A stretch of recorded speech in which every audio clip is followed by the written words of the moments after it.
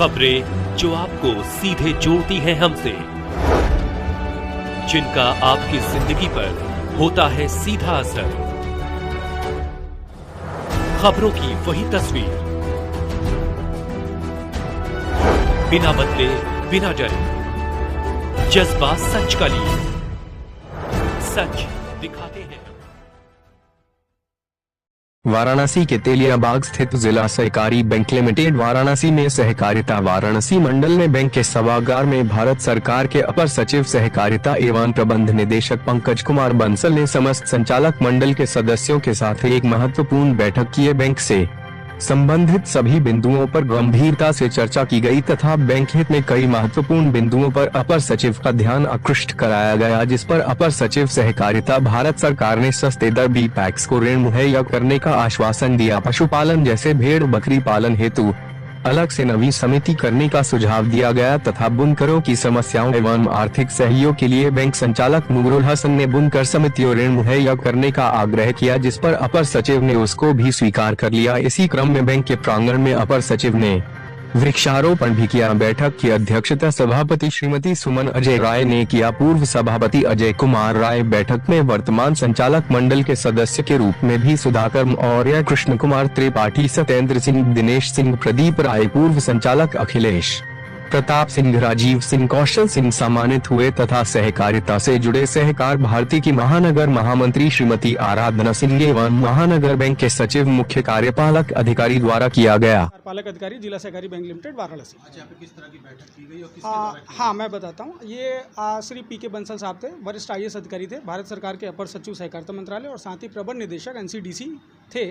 ये एक विजिट पे यहाँ पे आए हुए थे, जिसमें से इनको देखना समझने के लिए कि सहकारिता में आज की तिथि में क्या जो चल रही है उन चीज़ों का भौतिक सत्यापन एक तरह से कह लीजिए, या किन चीज़ों की ज़रूरत है, या जिले के विकास के लिए या माननीय प्रधानमंत्री जी का क्षेत्र होने के नाते किन किन चीज़ों की अपेक्षाएं हैं, ये जानने के लिए आए थे। तो क्या क्या निर्णय लिया गया और क्या दिशा निर्देश आपको? देखिए, दो चीज़ें हैं। सबसे पहले उन्होंने एक छोटी सी सूक्ष्म समीक्षा की थी बैंक की और सहकारिता योजना की विभिन्न योजनाओं की उन्होंने समीक्षा की। और हमारे बैंक ने चूँकि पिछले साल हमारा बैंक प्रॉफिट में रहा था और जो यहाँ पे 228 तीनों जिलों में मिला के समितियाँ हैं, सर के द्वारा जो विशेष निर्देश दिए गए वो निर्देश ये दिए गए कि इन आप समितियों के माध्यम से अधिक आप ऋण वितरण अपने किसानों को सुलभ कराएं। उसके लिए हम लोग प्रयत्नशील रहेंगे और आप समय समय पर और बैठकें रहेंगी। हमारी बैंक की प्रबंध समिति की उनसे जो मांग थी वो मुख्य मांग ये थी कि हमें ST के ऋण वितरण के लिए विशेष तौर पर अथवा अन्य प्रकार के ऋण वितरण के लिए जो उच्च दर की आय का पैसा दूसरी जगहों से प्राप्त होता है, उसकी जगह पर हमको कम इंटरेस्ट वाला हमको पैसा मिले। तो सर ने पूरा आश्वासन दिया है कि हम आपको NCDC की तरफ से इस बात की पूरी सहायता करेंगे।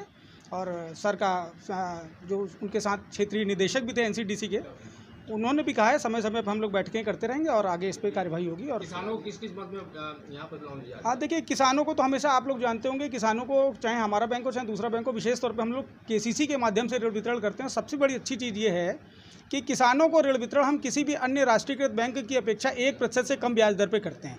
यदि किसान सही समय पर लेकर यदि एक नियत अवधि के अंदर पैसा दे देता तो केवल उसको 3% की प्रभावी दर पर हम KCC उपलब्ध कराते हैं, जो कि सबसे कम है किसी भी अन्य बैंक की अपेक्षा।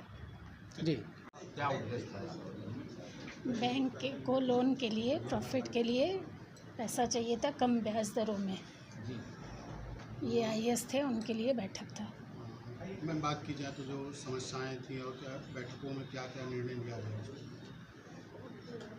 निर्णय में बोले हैं कि हम सारा करेंगे, अच्छे से सोसाइटियों को देंगे पैसा। जिला सरकारी जैसा कि अभी दिशा निर्देश भी दे रहे थे कि बैंक का कोई व्यक्ति जो है लोन नहीं ले सकता है, तो ये किस तरह का प्रावधान है?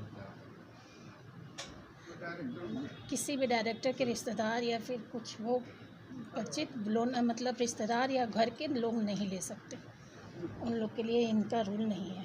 तो आज किस तरह का दिशा निर्देश उन्होंने